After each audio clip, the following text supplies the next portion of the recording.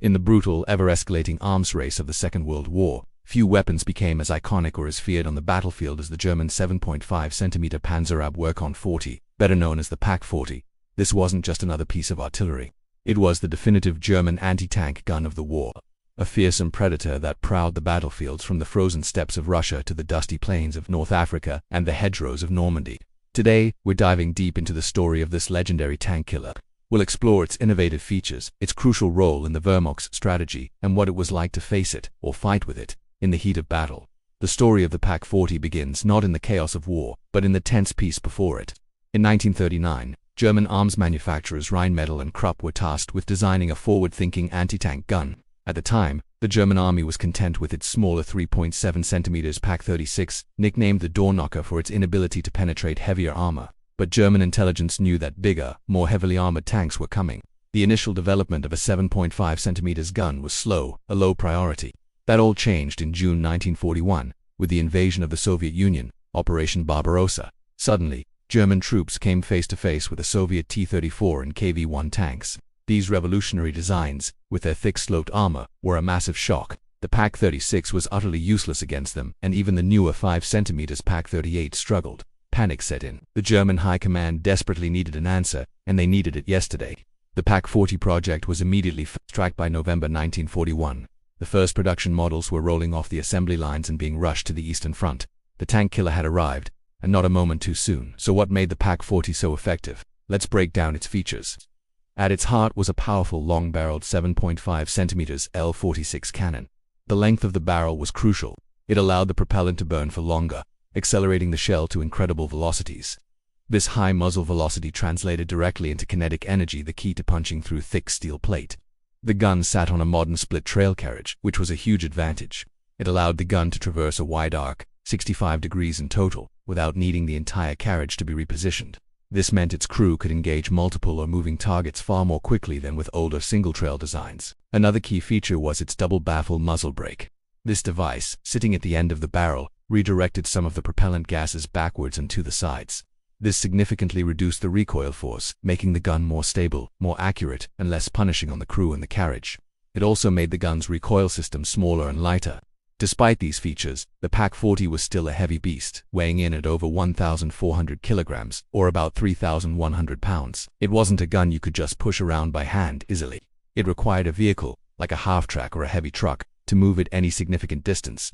This weight was its biggest tactical drawback, but it was a necessary trade-off for its immense power. The real magic, however, was in the ammunition. The Pak-40 fired several types of shells, but two were paramount. The first was the Panzergranate 39, a standard armor-piercing capped ballistic capped shell. This was the workhorse round. It could reliably penetrate around 130 millimeters of armor at 500 meters. To put that in perspective, the front armor of most Allied tanks, like the Sherman or T-34, was well within that limit. This meant the Pak-40 didn't have to wait for a perfect side shot. It could often knock out enemy tanks from the front, at standard combat ranges. But for the toughest targets, the Germans had an ace up their sleeve, the Panzergranate 40. This was an armor-piercing composite, rigid, or a PCR round.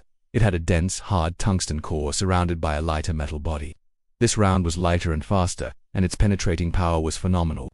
At 500 meters it could punch through over 150 millimeters of armor.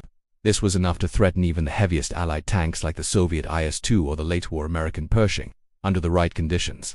The downside was that tungsten was a rare and strategic material, so these rounds were always in short supply and reserved for elite units or desperate situations. The gun could also fire a high-explosive shell, making it a dual-purpose weapon, effective against infantry, machine gun nests, and other soft targets. The key role of the Pak-40 was to form the backbone of German anti-tank defense, and it excelled in this role. From 1942 onwards, it was everywhere. On the Eastern Front, it was the only thing that could consistently stop the endless waves of T-34s. German infantry divisions would have entire companies of Pak-40s integrated into their structure. The standard doctrine was to emplace the guns in carefully chosen, camouflaged positions covering likely enemy avenues of approach. They would create overlapping fields of fire, turning valleys and open plains into deadly killing zones. A well-sighted battery of Pak-40s could halt an entire armored assault in its tracks. On the Western Front, after the D-Day landings in Normandy, the Pak-40 proved its worth yet again. The dense hedgerow country of the Bocage was perfect Pak-40 territory. The Germans would hide a gun at a corner or in a break in the hedgerows, waiting in ambush. An Allied tank column, advancing cautiously down a narrow lane, would suddenly hear a deafening crack, and the lead tank would erupt in flames. Panic and confusion would follow as the unseen gun picked off more tanks.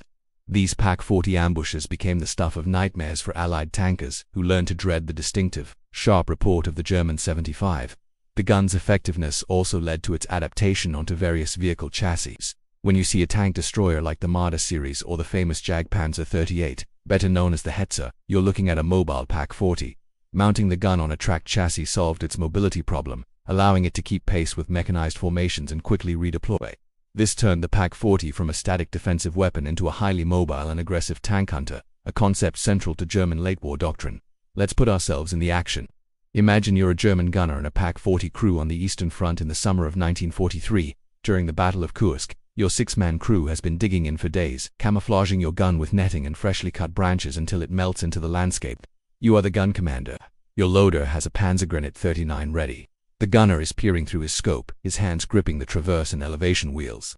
The air is thick with tension. Then on the horizon, you see them. A line of dust clouds, growing larger. Soviet T-34s, dozens of them, advancing across the steppe. Your heart pounds. You wait. The doctrine is to hold your fire until they are well within effective range. Target, lead, tank, 1,000 meters. You call out. The gunner adjusts his aim. 900 meters. 800. The tension is unbearable. At 700 meters you give the order. Fire. The world explodes in a deafening blast of sound and fury. The gun leaps back in its cradle, and a cloud of dust and smoke erupts from the muzzle brake, temporarily blinding you. You see the tracer from your shell streak across the field and slam into the turret of the lead T-34. For a heart-stopping second, nothing happens. Then, a puff of black smoke, followed by a bright orange flash as the tank's ammunition cooks off. Target destroyed. The gunner shouts, "Load another next tank." The crew works like a well-oiled machine, ramming the next 20-pound shell into the breech, closing it, and acquiring a new target. The battle has just begun. Now, flip the perspective. You're an American Sherman tank commander in Normandy, 1944. You're creeping down a narrow sunken lane, flanked by impenetrable hedgerows. You can't see more than 50 yards ahead. Every shadow looks like a hidden gun. Suddenly a whip-crack sound echoes from the hedgerow to your right. At the same instant your tank lurches violently as something punches through the front plate. The air fills with smoke, the smell of burning metal, and the screams of your crew. You've been hit by a Pak-40. Your seemingly safe steel beast has become a death trap. That was the terrifying reality for thousands of Allied tankers. The Pak-40 wasn't just a weapon, it was a psychological force, instilling caution and fear in all who had to face it. Despite its incredible success, the Pak-40 was not without its flaws. Its weight, as we mentioned, made it difficult to redeploy quickly without a vehicle. If its position was spotted by enemy artillery or aircraft, the crew had little chance of escaping. The large muzzle blast also gave away its position after the first shot, making it a prime target for counterfire. And as the war progressed, even the mighty Pak-40 began to be challenged by ever thicker armor on tanks like the late-model IS-2 and the American M26 Pershing. Nevertheless, the Pak-40 stands as a testament to brilliant wartime engineering. It was a weapon born of necessity, rushed into service to counter a dire threat, and it performed its duty with lethal efficiency until the very last day of the war. With over 23,000 units produced, it was the standard by which all other anti-tank guns of the period were measured. It inflicted staggering losses on Allied and Soviet armor and earned a fearsome reputation that is remembered to this day, a true legend of the Second World War. Thank you so much for joining us on this deep dive into the history of the Pak-40. If you found this documentary interesting, please hit that like button, and consider subscribing to the channel for more content just like this. And don't forget to ring the notification bell so you never miss an upload. We'll see you in the next one.